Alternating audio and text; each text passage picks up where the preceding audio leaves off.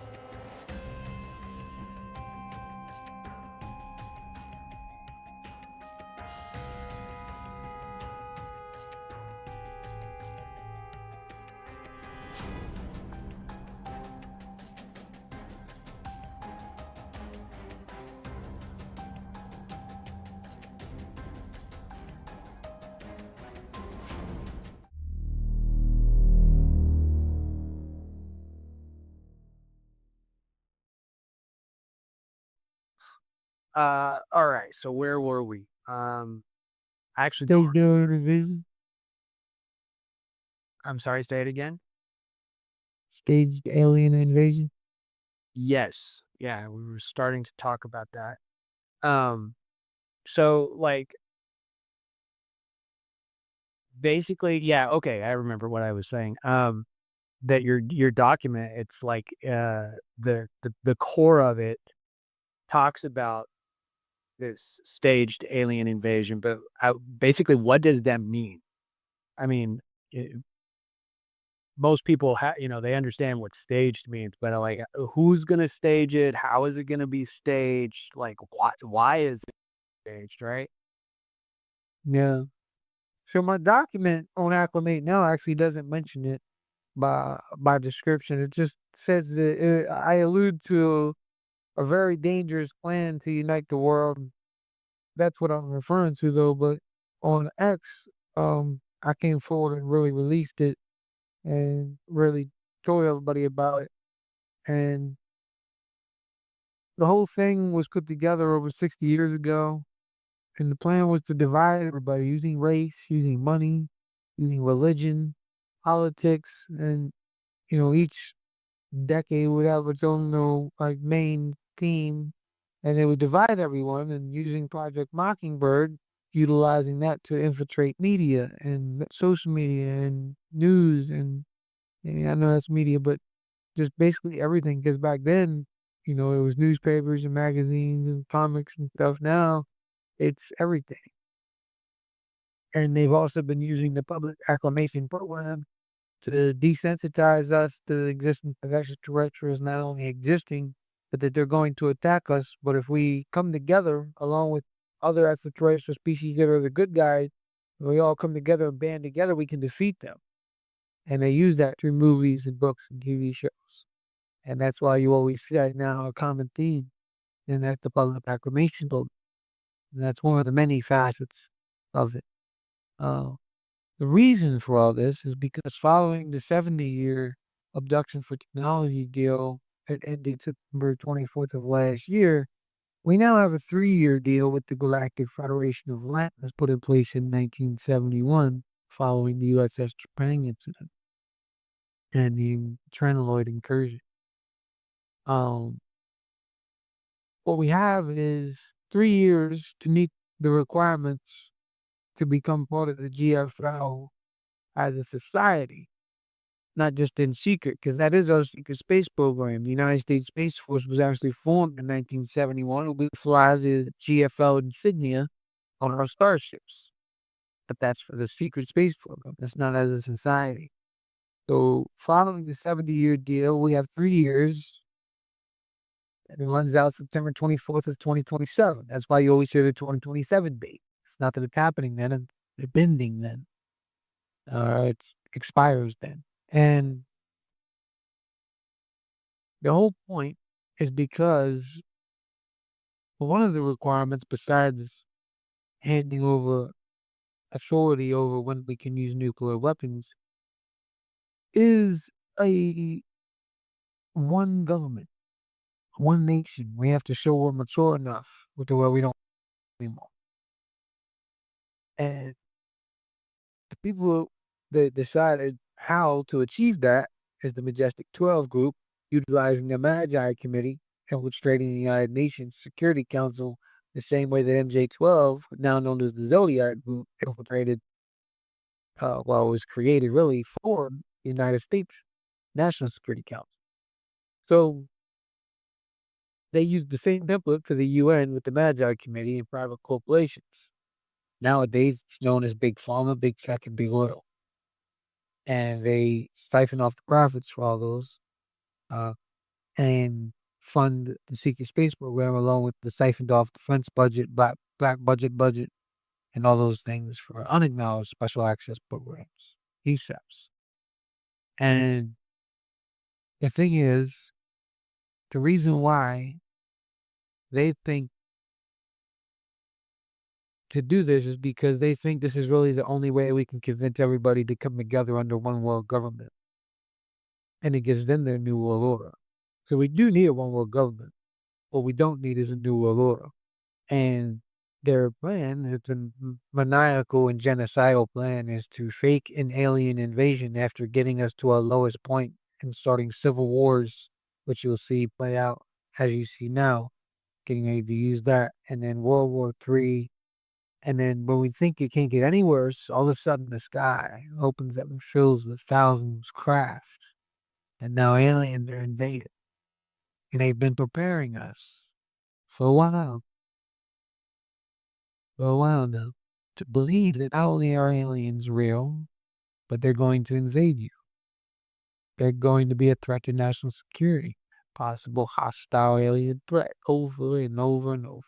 It will drum that home. That way when they do it, you believe it's aliens. And you even believe you know where they came from. And the whole time they're not. And they're going to kill hundreds of millions of people, not for population control, but so they can also get rid of who's on their undesirables list for the new world after that, which inmate prisoners are at the very top.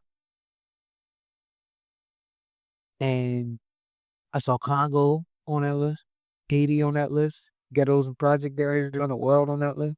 And that ones that helped create that shit in the first place, which is crazy. They're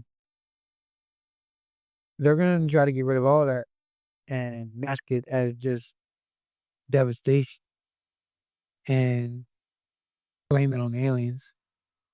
Because they're gonna be doing this fake alien or staged alien invasion, and they're gonna use real alien reproduction vehicles and program life forms look like little alien greys. They're fake, they're robotic. Hold on. Yeah. And they're biomechanical, but fully mechanical though. They're AI. But I'm telling you, the technology we actually have, we modeled these things after ETE-1s and ETE-3s, mechanical skeletal makeup with the biological tissue from the cattle, made out of the cattle over top. And it makes, the most advanced, robot available for civilian study, but like Legos. Like these things are really, really advanced.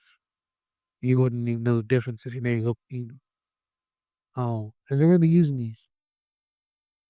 And then about halfway through, the United Nations will reestablish communications around the world. And they'll release a statement saying, in order to avoid annihilation, we have to come together as a species and put our petty differences to the side and our borders to the ground. And from now, moving forward, we will now be known as the United Nations, with all the permanent members at the table, with the founder at the head, which was the United States, aka the Majestic 12. And then they'll make it look good, make it look like a fight. And then the GFL will come down. A few other species will come out. The evens will play out. And they'll say, well, these are the good aliens. They're helping us defeat the bad aliens. That takes care of alien disclosure. And then, well, the whole time, they're not just the bad, they're not the good aliens, they're the bad aliens, they're the real aliens and they so then they'll turn on the off, they'll flip the off switch, make it look like a good fight.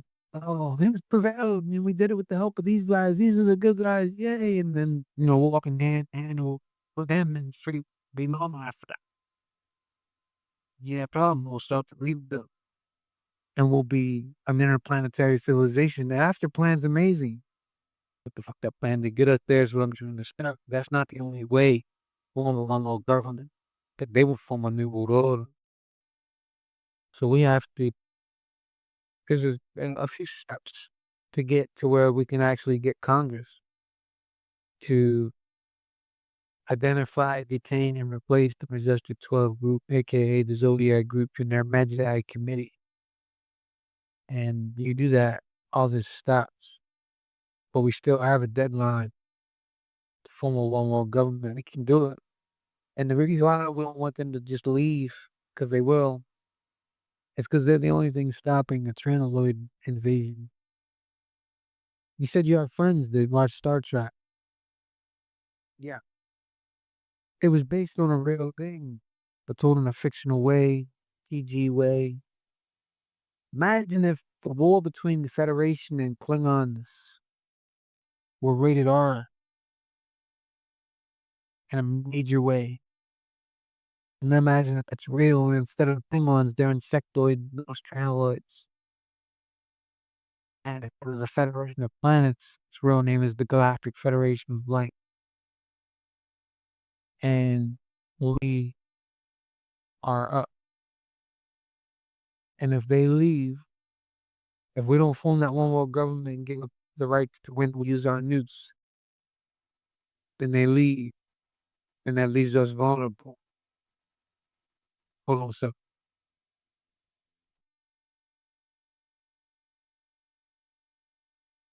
That leaves us vulnerable. And that ain't gonna happen. So we definitely don't want that.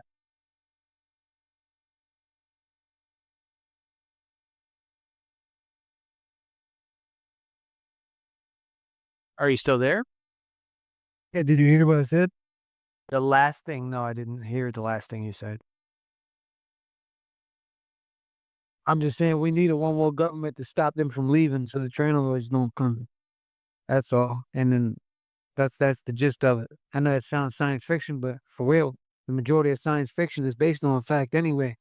And the only reason why we get to see it is because of the public acclamation program. So really, science fiction is science fact. Okay, so I have one of the questions that I would have is why would the Galactic Federation of Light participate in a deception of that magnitude on the people of the Earth if they were, super duper benevolent? That is, because to me that doesn't sound benevolent. That sounds pretty evil. The EBITDA said we're the most benevolent species in the known galaxy. I didn't say anything about the DFL. Although a benevolent organization, the military organization. And like everything else, I just said their Star Trek was based off something real, so was the Prime Directive. They're law. They are not authorized to intervene or judge what we do to each other. And if we reach that level of maturity, then we then get inclusion. Now, with that being said, I have an opinion about something, not a fact. It's nothing I saw in the files, but everything I did read about the GFL, it's my opinion that after all this, they will actually basically pull a coup on MJ-12 to be the ones that continue to represent us. Not in a violent way, just telling them like, "Oh, thanks for getting Earth there. However, we don't need you in your services as representatives anymore, so they need a different one." I believe that's what they'll do. Because they're not gonna want somebody that could use a plan like that to get us there to continue to represent us. But MJ-12 has a firm hold on everyone, and they don't even know it. The best trick the devil ever pulled was to convince the world it didn't exist. And that's what MJ-12 has done. They've convinced the UFO world that they don't even exist. Of course, they convinced everyone else. So, it's gonna be hard even for the GFL to even do that. But I felt my opinion that they will. Okay, so this staged alien invasion, uh, it the way you describe it, it's incredibly massive. So how would the governments of the world, especially if they're not all like in it together and they don't all have the same levels of, reverse engineered technology, how could these governments together stage something like that on that kind of a scale without people realizing that something's off, something is not, kosher. It's not real. It's actually fake. So how do they keep people deceived for the entire duration? Well, it's easy. The first part you said is not accurate. Okay. The MAGI committee has infiltrated every major nation around the world. They do control who's in the leadership roles, who's not, who needs assassinated, who doesn't, who invades who doesn't. I can assure you that all those major nations have those same technologies that we do. Our biggest allies are Russia and China. You just don't know it. It's not the government that needed the convincing. The people, the 8 billion people that still want to rise up and kill each other. And crazy enough, that's the mindset that was halfway created by the same people doing this anyway. With the least, the flames spoke, right? So the easy part is to get those militaries to work together. The hardest part is to get the people to agree to it. But if the people believe that they are under an attack by aliens, they're gonna not really worry about whether or not they celebrate God on a Friday or a Sunday anymore. They're not gonna really give a shit about having a passport to go to this next place or whether or not immigration is a problem. They're not gonna give a shit.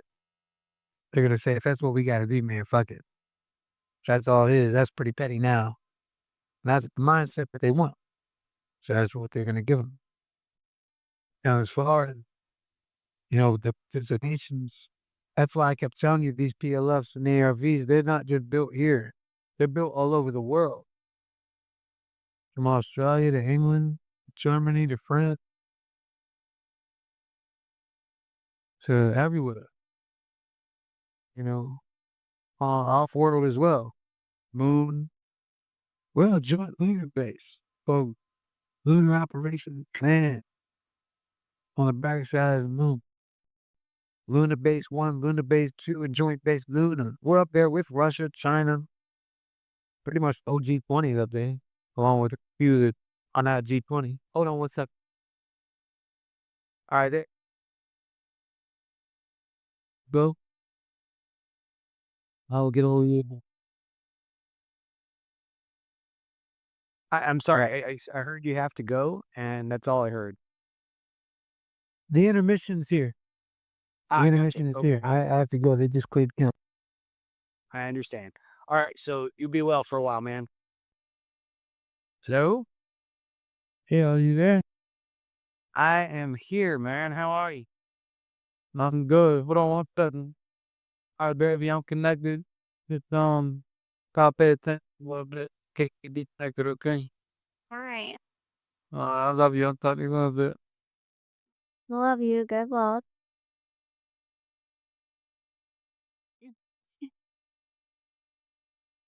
All right, you ready? Yeah, that's awesome. Was that your wife? It was. Very nice. She sounds like a very nice person. He's the best person I've ever met. Honest.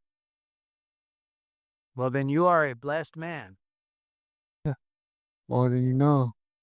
More than you know. Finding me in a situation like I'm in, that's the unheard of. I definitely found me a goddess, to be honest.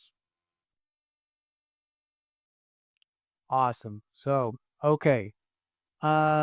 We were talking about the staged alien invasion, right? So I was thinking overnight about a number of questions that I had.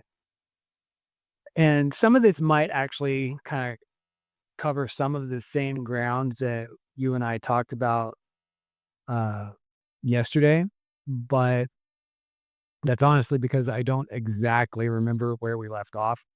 So I apologize upfront about that, but I think that most of these questions should be, new, and that actually will cover new ground as we move forward. So Absolutely. Just when you do your post edit and everything like that, I'm sure you'll get it figured out. And anything that overlaps here.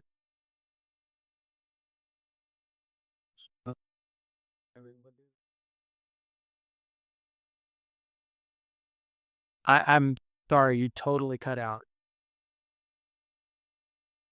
I said the people need to hear this, so it doesn't matter. Go ahead, ask what.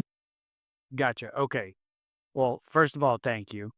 All right. So, uh, the first question that I've got is, with this staged alien invasion, if the planners, the Majestic 12, MJ 12, if they wanted a post-event political outcome, which would be this one world government where we would be able to enter into the Galactic Federation of Light, um, and all of that, what measurable threshold would they need the public to cross? Like, what kind of a compliance rate? Uh, what would they need from the public in order to achieve that specific goal? And if this staged alien invasion is the thing that is, that causes the public to cross that threshold, um, like in terms of like a bottom line, how many people is it? Like the entire world, or is it only certain segments of the population? Um, I don't know. Like, can you explain more about that? Okay. You can hear me? Yeah, I can hear you. So basically, they would need everybody that's left. They would match majority of people to vote with that and by the end of the world.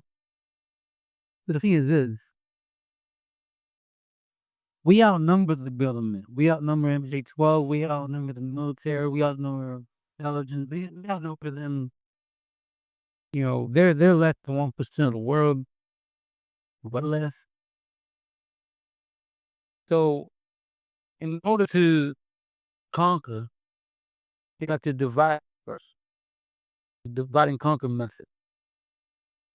Because if the people is united and they happen to unite on the information that you're corrupt, and they'll be able to overthrow you quickly. And in the same aspect, if you have what do they say, 200 something countries that are relevant. Let's not use the word because everybody's relevant. That are politically relevant around the world. They all have their own citizens, their own beliefs, their own laws, their own things that they want to keep. And if they are told, well, you're going to now be part of this country too, that you've not even got along with that forever, they're going to revolt.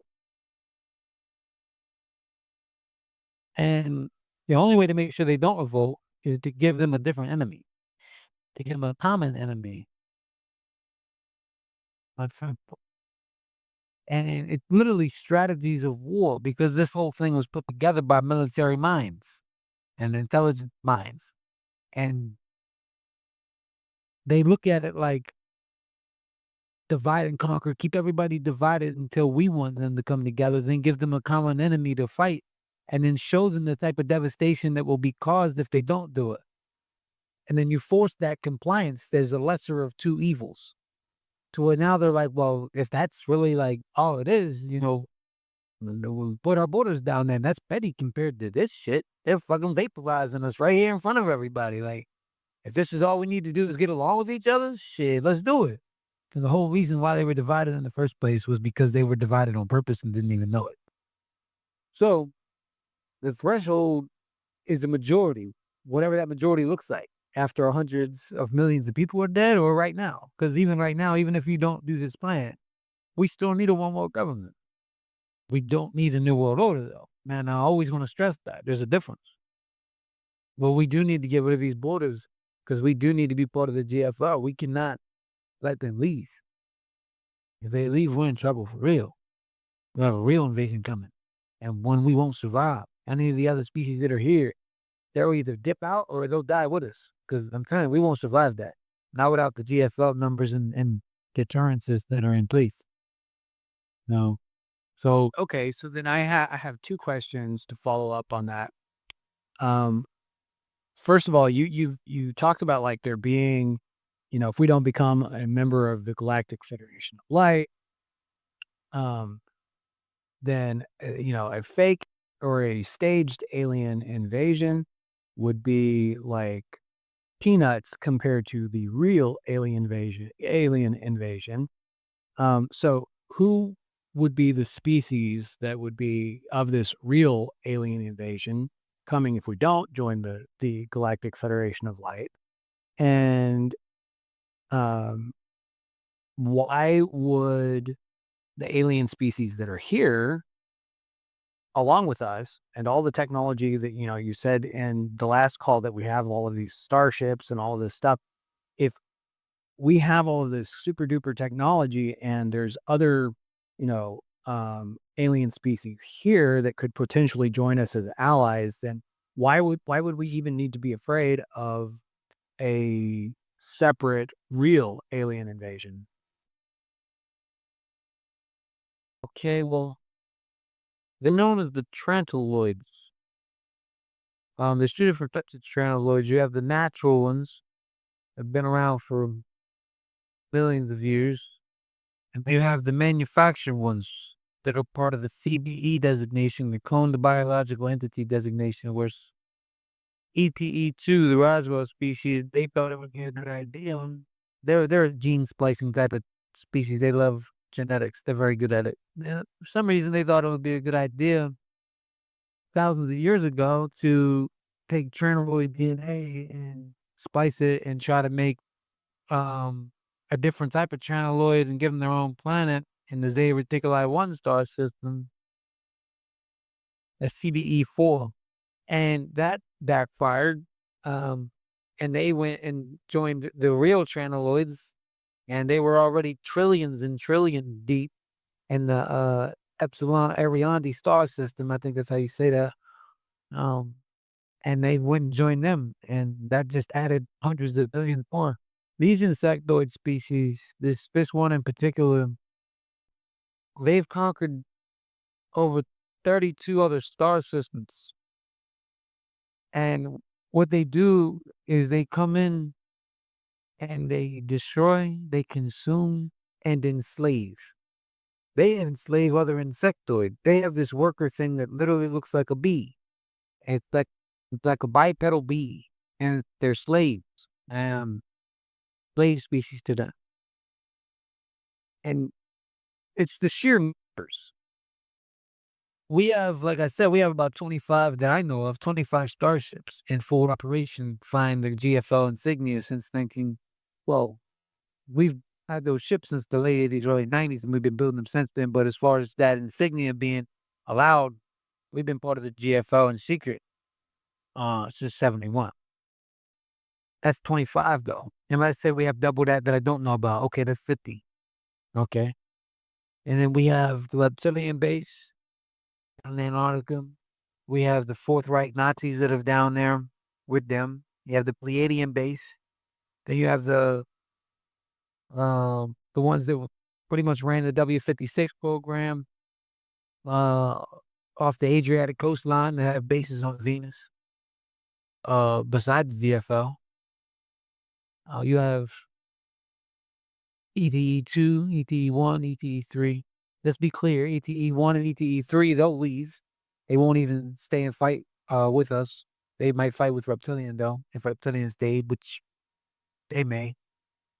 But if you add all those numbers up, all the technologies that we have, all the technologies that they have, and you factor in the ones that would actually leave, you got to probably slice everything down 30 or 40%. They would, because they wouldn't want no smoke with that. They would leave. Even if they stayed,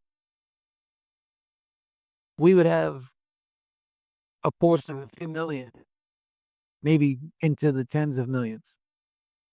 What is that going to do against the hundreds of thousands of craft and trillions of insectoids that will descend upon this planet and entire star system at once, all at once? And imagine 200 bees attacking one flower. That flower stands no chance no matter how many other insects are there to try to defend it. I mean, the flower's only so big. You get consumed, you get overwhelmed. It's an overwhelming force. They could sacrifice 1 trillion of them and still have trillions more. It's the sheer number of it. And they do have one technology that no one else has. We were working on it in 2012. I don't know if we've perfected it or not. I haven't Declassified briefing since 2012. That instantaneous deep space travel, they were the only species that achieved that. But we theorized that they entered into another dimension at one point, traveled through that to where our time stood still, and then they came out at another point to where back into our real time and made it look like it was instantaneous here, but it wasn't instantaneous in the other dimension. And that was what was theorized in the files and what they were working on as of 2012. I've been told by Linda Moulton how that they've achieved that as of a couple years ago. I don't know if that's true. Some of her whistleblowers know what they're talking about, though. Some of them don't. So I don't know. But they have that. Channelists have that. That's dangerous.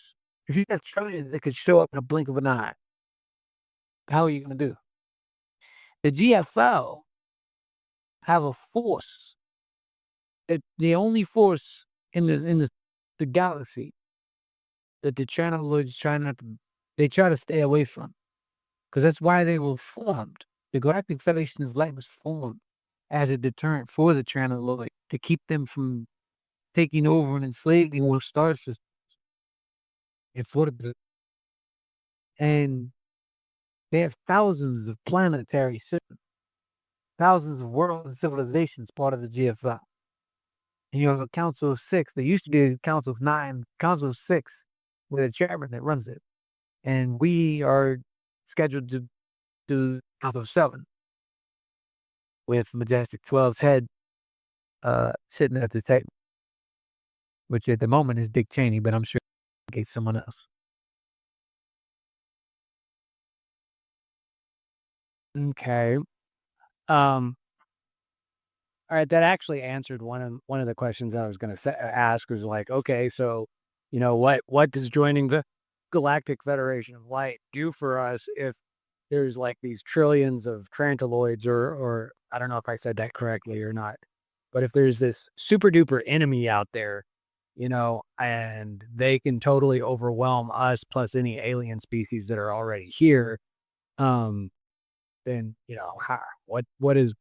what benefit is there in joining the Galactic Federation of Light? Because there's trillions of them, and there's, not trillions of us, even with all the allies or whatever. Then even with the Galactic Federation of Light, we'd be toast. And it would be like, so they're on this super duper, expansion across the stars, sort of quest, or obsession or whatever you want to call it. And, we just happen to be in their path. And yeah, I mean, like, even joining the Galactic Federation of Light doesn't sound like it would completely prevent them from doing whatever it is that they want to do just because they have the sheer numbers. It'd be like, Ukraine fighting Russia right now. No matter how long they fight, Russia has, you know, tons of manpower compared to Ukraine. Ukraine could fight all day long and kill hundreds and hundreds of Russians, but at the end of the day, Russia's still going to have more soldiers that they can throw into the battlefield, and Ukraine does not, right? So that's basically what it sounds like. Except for the fact that you said that the Galactic Federation of Light was specifically formed to withstand the Trantiloid threat, right? Yeah. Did I summarize that correctly? Yeah, because that's what Stripe was based off. Remember I told you it used to be called the Council of Nine, though. In 1960, D. Roddenberry actually said, and this is a true story, it's in UFO lore, but it's a true story, it really happened. He sat in on a remote viewing session in 1960 that was going on with the Council of Nine. The Council of Nine was relaying information about their federation, their organization. And these remote viewers were writing all this stuff down and drawing things up, and the technologies that they had, and the rules, and the names of things. And he decided he wanted to tell everybody about this, and got a hold of the right people. Even though the Lucy from I Love Lucy, even asked her, like, "Hey, I need your help. I got to get them down there," and put together a script and the idea for Star Trek. Changed the name from Galactic Federation of Light to Federation of Planets. So changed their main rule of not interfering with what we do with each other. As long as we reach a certain level technologically and socially, we can join, and they can reveal themselves publicly, not just privately, and called it the Prime Directives. Took the Trantiloids and the very real bad threat and turned it into a PG version called the Klingons, and where it was on site no matter where, and they had like Federation space and Klingon space, and that's what it's like. That's what it is. And this is now Federation space, but it's contested Federation space. It's right there online because we are the dominant species, the home species for this star system. Or at least it's in the bureau coming back around, but that's going to be a minute. And we have yet joined. And the Trantiloids have been here. We captured one. Canada also captured one. And we had a run-in with them with a submarine in 1971, the USS Trepang. And we shot their craft down. We've had one of theirs custody for a long time. I don't know if it died. I've heard rumors it did. I don't know. We had in custody since 1971. And there was another one from the 60s. And the one from 71, in Canada, that was actually rumored to happen in 61, but it didn't happen in 71. And we know what they know. We have the whole rundown on that. And that's why we were offered a place. But now we have this classified group of maniacs that say, well, not only do we want to be part of that, we want a seat at the table. So they've been trying to prove themselves for decade, and we have. We have a presence out there in space you wouldn't even dream of. Everything you see on Star Trek and Star Wars, we've already been there and done all that. The reason why you see technologies nowadays that used to be science fiction and in Star Trek specifically, and people think that that inspired inventions. What it is, and technologies already existed. And when somebody wanted to do those ideas or they got those ideas from whatever, the tech would be seeded specifically as a film asset. They seed certain technologies. Then we put our own human spin on it, our own human ingenuity on it. And we make it us. We make it our own. Touchscreen technology. Yeah, we brought that back in 1978 from Sept. Wireless communication and Bluetooth. We was gifted that on April 24th of 1964 with the translator communication device that Bluetooth synced up wirelessly to another one with digital readouts on the front. We've been getting all this stuff. And it gets put in, seeded in, internet. All that stuff came from them. Texting on a cell phone. And the old flip phones, how you rotate it through by pressing the same number down over and over and rotate it through the letters. That came from their big ass laptop looking thing. That's where we got laptops from too. Their communications device from the Roswell crash, like a big keyboard. And they needed it like that to press down the same key over and over because their written alphabet of their vibrational language was like 350 something characters long. So they had a huge keyboard where they had to keep pressing it down. And we got our cell phone texting with our smaller alphabet from that. Everything came mailed and do it on and get even ideas, information, everything. And this whole idea that we would be fine without them, we wouldn't be. We'll need them. But we need to also keep in mind the people that represent us can't represent us. They can't. And there's another way. We don't have to go this way. Okay. So we have this majestic 12, and they are the ones who are in control, and they're the ones who are ultimately at the top of and like pulling the puppet strings for the upcoming staged alien invasion and that sort of thing. But if for whatever reason we are not the masses, right? The masses are not able to identify all of the members of Majestic 12 and remove them and their underlings and their proxies from power in all of the various 200 something countries of the world.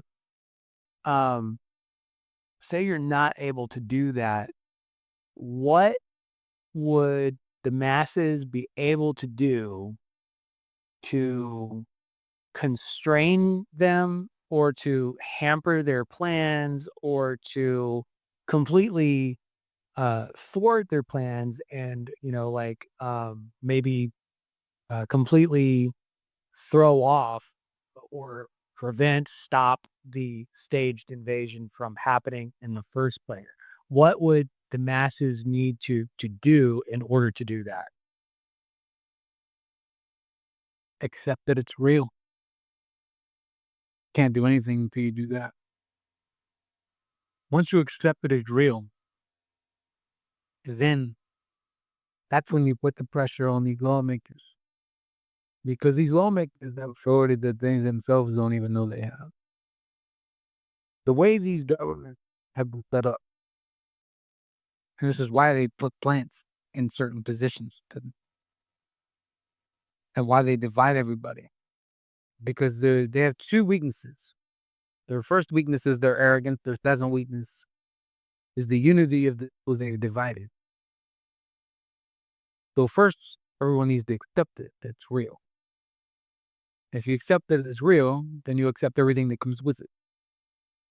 The full division, all that goes away, or at least it dissipates to the point where you can actually focus on something together.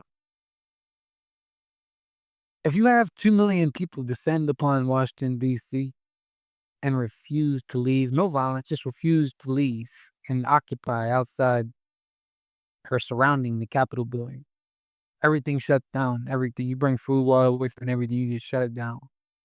And then you do that for every national capital, for all the major countries. That's a tall order. I get it, but you're asking me a question, so I'm giving you the answer. Sure. If you do that, you force these lawmakers to have no other discussion other than this. And every single one of them around the world, there's going to be a lot of members that now accept this as real as well because they're citizens as well. They're citizens. So that means that people accept it. That means most lawmakers accept that it's real too. So now they have to say, that clearance that I'm not even allowed to know exists, that I'm told is a conspiracy theory, I need that. Yeah, I need that clearance. That top secret code word clearance, that majestic clearance, and that magic eyes only clearance for the military and Joint Intelligence Committee. Magic. I need that. Let me get that. Oh, it's not real? Okay, well, we're going to hop in a bunch of SUVs and we're going to descend upon Bowling Air Force Base right there in D.C. at the DIA sub-office. And we're going to go there and you're going to take ground penetrating radar with us. And we're going to show you that this vault section that's subterranean that he says is there. And once it's there, you're going to take it there. And they're going to prove it's there with that. And then they can go down. And they're going to be able to see through walls with the technology, and they're not going to be able to see what's in there. They're going to be able to see that these vaults and rooms exist, though. They can say, okay, let us in. They can't say no at that point. They can't. They have to let them in.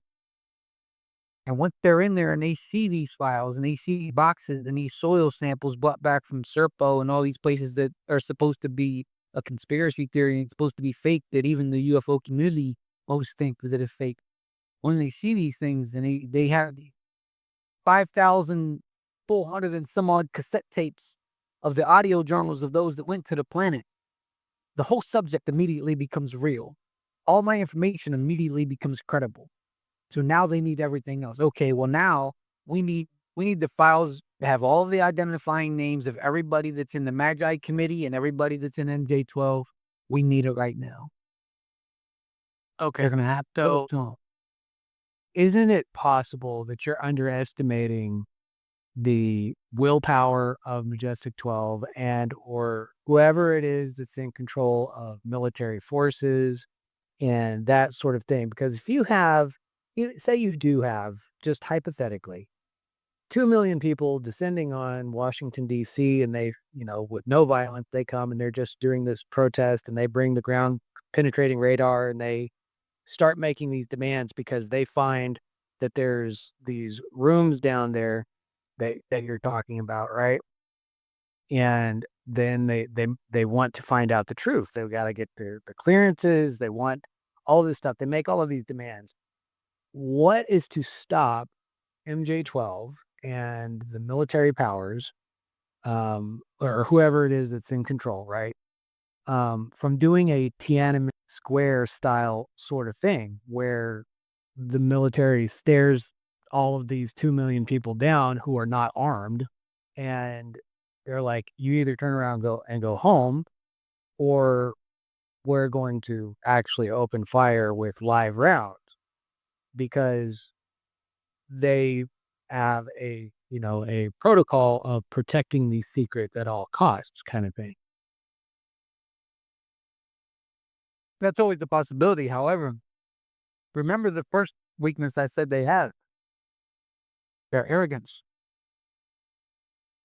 They're so arrogant, they don't believe that they'll ever be stopped. Right? They don't believe they'll ever be stopped.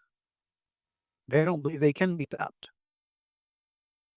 The arrogance is enough arrogance to allow lawmakers to be on their trail. And when I talked about the ground penetrating radar, I was talking about lawmakers themselves taking that to Bowling Air Force Base because of the pressure they were receiving. Also, if they did something like that, that could create the opposite effect of what they're looking for, because then the other 298 million people that live here would then have every reason to try to overthrow this government. And as much conflict and civil war as they want us killing each other. They don't want us killing them.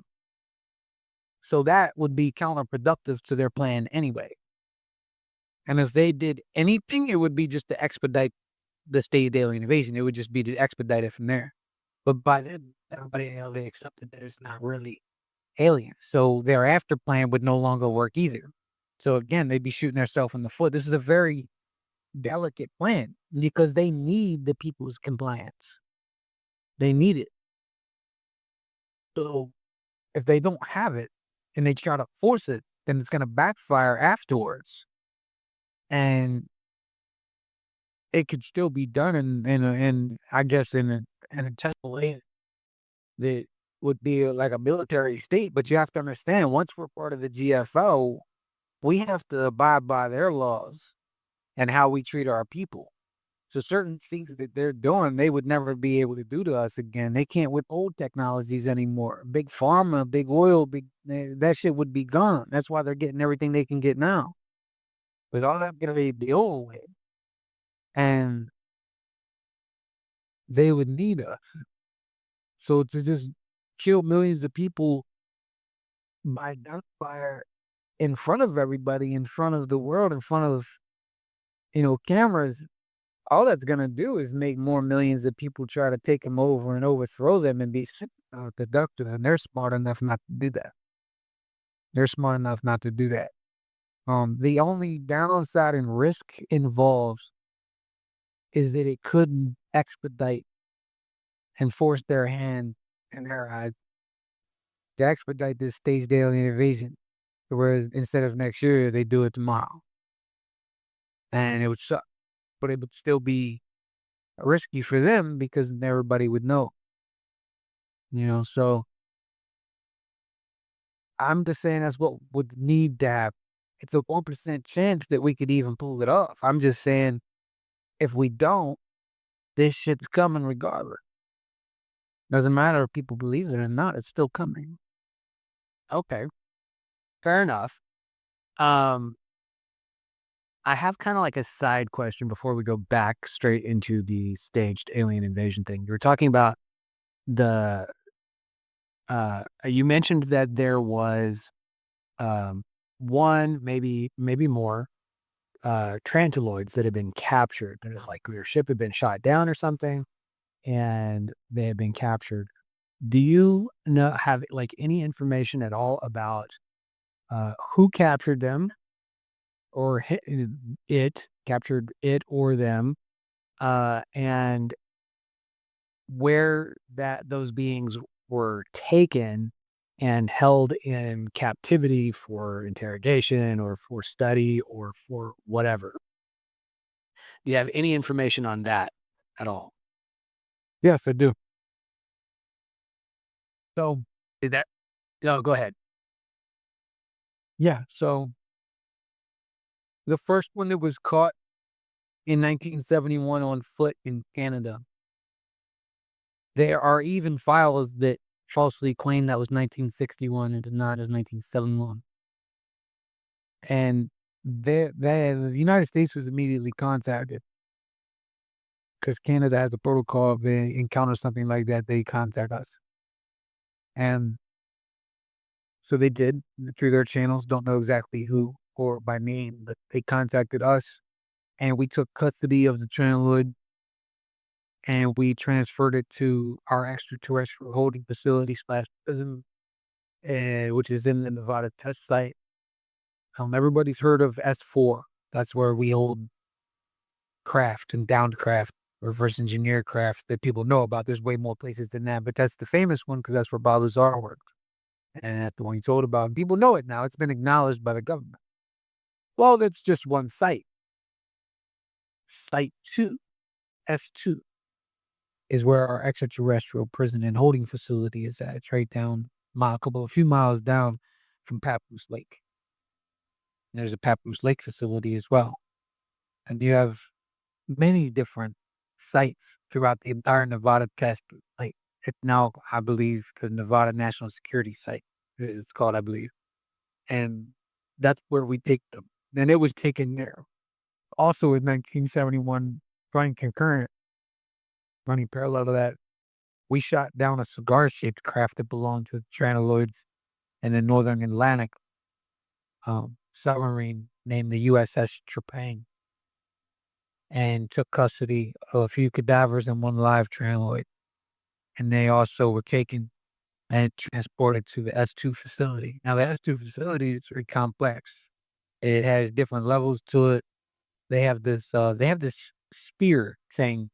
It's like a clean sphere, and it there's different areas for different biologies to keep them alive, depending, and different clean areas, and there's certain levels to this where you need additional clearances to go up even higher into this sphere to different areas, and it's it's basically what's called a clean sphere, and it's clear. You can see through most of it.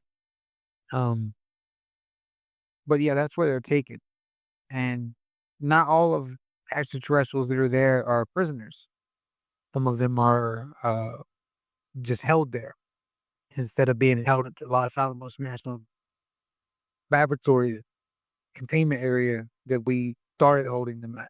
There's one that they have an entire subterranean apartment building here in Los Alamos, but S2 is where we hold. Usually the ones we hold at S2 have a suit and a wristband.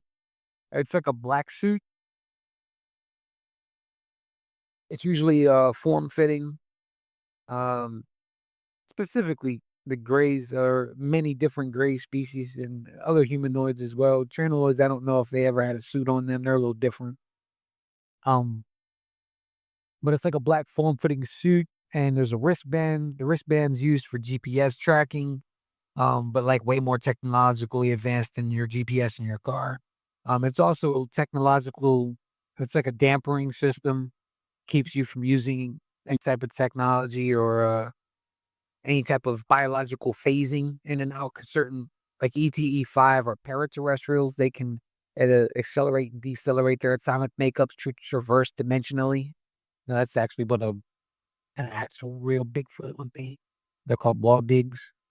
There's a whole list of them, but anyways, they keep you from doing that, and it basically just it keeps you grounded, it keeps you there, it keeps you from doing anything stupid, and that's where they take them to.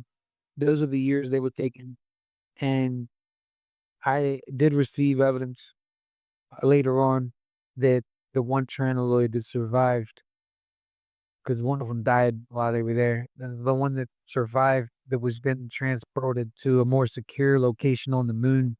I know that sounds crazy, but I'm serious. It's part of Lunar Base 1, and it's a maximum security extraterrestrial prison up there.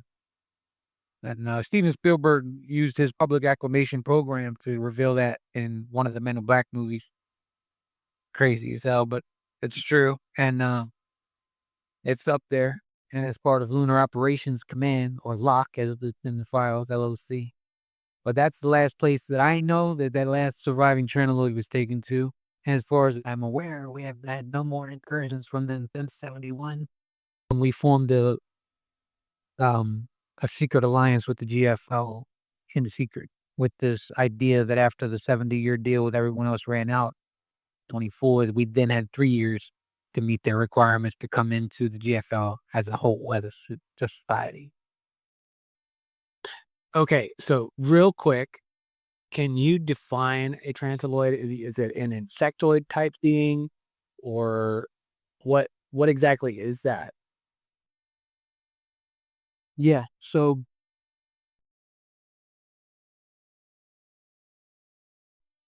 it's an insectoid, 2 legs. And when it's standing bipedal, it's 2 legs and 4 arms. All right. The joints are very kind of like bubbly. Um, and they can retract. The 2 bottom arms, they can retract them and pull them in, and they can disguise themselves as blonde hair, blue eyed humans that are about 6 feet, 6.5 feet tall. They can retract their necks and everything to downsize because normally they're a little larger than that. And wait, you said that they are, huh? I'm sorry, you said that they're these insectoids, but they can disguise themselves as blonde-haired, blue-eyed humans? Absolutely. Yeah, absolutely. Um, Is that like they are able to physically change their appearance, like a shape-shifting kind of being, or they have some creative technology that gives them the appearance of a blonde-haired, blue-eyed human? it's a mixture. So they've gene spliced with reptilians on purpose, specifically reptilian type C. Okay, reptilian type C is like the bipedal hominoid intelligent version of a chameleon. And then think of a highly intelligent, highly evolved chameleon. Instead of being in front of a fence and then his skin blending into the fence, now if you're an intelligent bipedal dominant species, that same biology inside you can be turned on and off if your brain to make you look human or make you look whatever, as long as you're the same shape, and they are. So that has been gene spliced into their genealogy, millennia ago, to where they can utilize that along with technology, along with their biology of being able to retract with these bubble-like joints. And they can retract their limbs, and they can retract their head and their legs, their appendages, basically. And they can retract them a little bit or all the way. And they can become shell, or they can just become, a certain height and supposed weight, you know, and then they use that same um, reptilian biology to be able to turn their skin to make it look. If you feel it, you'll feel the difference. But if you look, it'll look the same. And as far as hair and stuff like that, that would be technological or just as easy as a wig or something like that. Okay. Um, One last question on that before we go back to the staged alien invasion.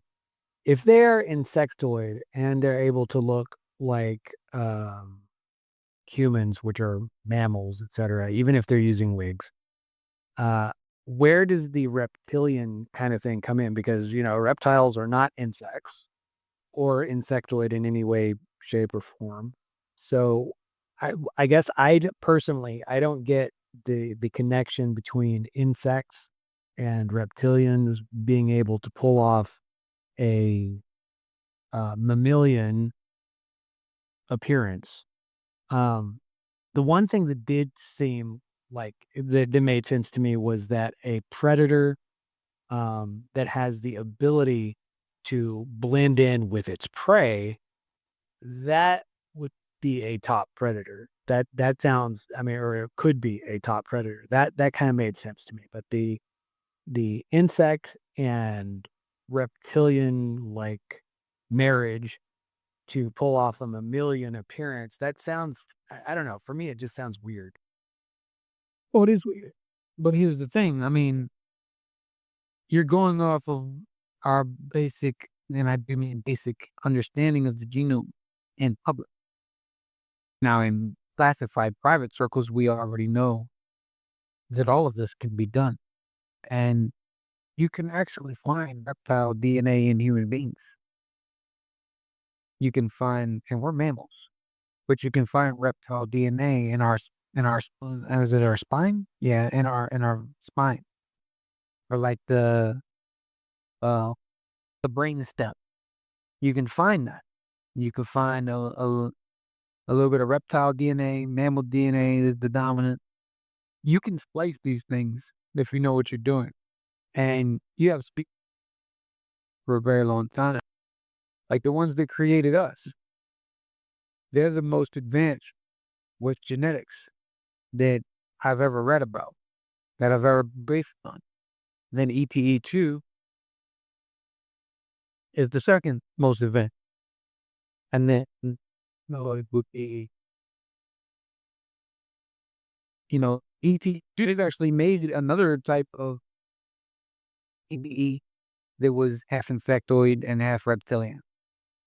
And if I remember off the top of my head correctly, that was CBE3. And those are wobbloids, I believe.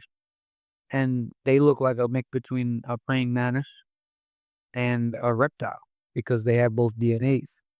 And that's not to be confused with the original insectoid praying mantis that DNA was taken from. Those are millions and millions of years old and mostly benevolent. Mostly. So you have to understand, man, there's a lot that modern day science gets wrong and don't know about. Just like the genetic manipulation surgery technology that I released, where we can pull back our own lens and everything, just using this vibrational sequence and DNA sequence and vibrational, basically frequencies to talk to the DNA and instruct the DNA to instruct the brain to command of the body to fix itself, heal itself, it's a cure for cancer and everything. And we have it. We've perfected it. And we have all the documented frequencies on how to sync them up and where to sync them to, to talk to the DNA. So those are things that are unavailable on Google. Those are the things that are unavailable in modern day science to us because we don't have the clearances. Had the clearances, it would make perfect sense to you. Okay. I think Some of the stuff that you're talking about right now totally begs to have longer and deeper conversations, which I hope that you and I will be able to have in the future on future episodes of this show. But since we don't have the time right now, I'm gonna go ahead and move on towards and dive back into the staged alien invasion stuff. Which I want to know all about that, but after you just said that, I have so many questions. But for now, let's go ahead and go back to the staged alien invasion stuff. All right, everyone, if you made it through this second part of the interview with whistleblower Charles McNeal, thank you so much. We actually had so much material that we couldn't squeeze it in to 2 episodes. So we're going to be coming back with part 3 very soon. So I want you to keep your eyes peeled for that. Again, thank you so much. If you have not subscribed to our channel, do that right now. Hit the bell. Give us a like and let us know what you think in the comments. Is there stuff that seems, too crazy to believe, or do you find yourself resonating with what Charles has had to say? Leave a comment and let us know. And again, we'll see you in the next episode.